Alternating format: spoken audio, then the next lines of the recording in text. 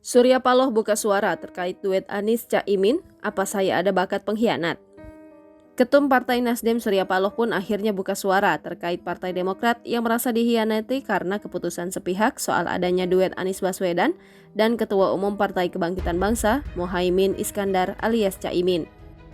Hal itu disampaikan langsung oleh Surya Paloh di Nasdem Tower Gondang Dia, Jakarta Pusat, Kamis 31 Agustus 2023 malam. Artinya saya harus jelaskan dulu, pasti kita dalam suasana turut prihatin ya, itu tentu sikap saya pasti.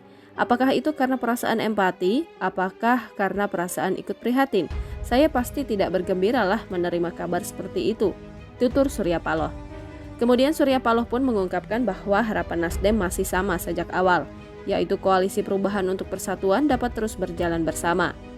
Sementara itu Surya Paloh menghormati jika Partai Demokrat keluar koalisi perubahan. Namun, Paloh meyakini jika dirinya itu tidak mengkhianati rekan sekoalisi bersama Demokrat dan PKS. Saya hormati, apalagi yang saya harus katakan. Kalian lihat, kira-kira model saya ini kira-kira ada bakat pengkhianat atau tidak? Kan gitu aja, tapi saya hormati, imbuhnya. Partai Demokrat mengungkapkan bakal calon Presiden Anies Baswedan telah menyetujui kerjasama politik Partai Nasdem dengan Partai Kebangkitan Bangsa untuk mengusung pasangan Anies Baswedan dan Mohaimin Iskandar, Ketua Umum PKB.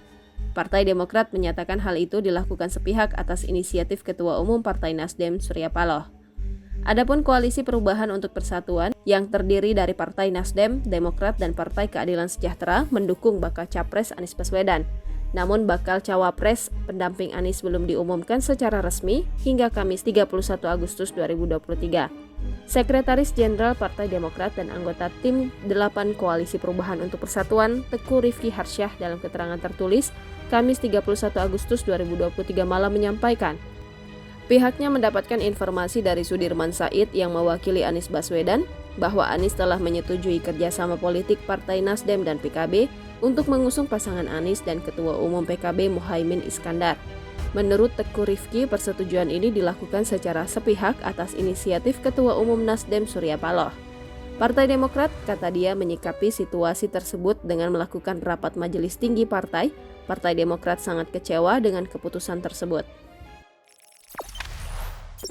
Jangan lupa subscribe, share, komen, dan like ya!